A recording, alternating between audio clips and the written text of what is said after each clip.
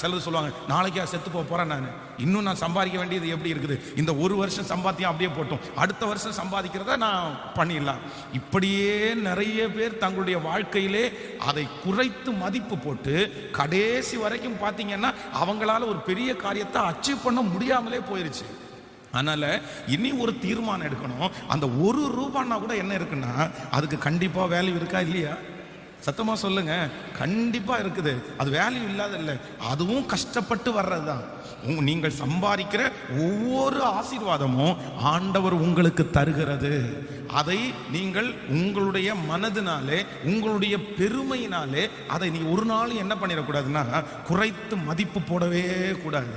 சிலர் தங்களுடைய அந்த கெத்தை காமிக்கிறதுக்காக, தங்கள் பெரியவங்கன்றது காமிக்கிறதுக்காக, சரி சரி போப்பா பொழைச்சிட்டு போப்பா, என்னது போப்பா பொழைச்சிட்டு போப்பா, நான் அப்படியே விட்டுட்டேன், நான் விட்டுட்டேன் சார், நான் விட்டுட்டேன் பாஸ், அப்படியே விட்டுட்டேன், நம்ம போய் என்னத்தை போய் கேட்க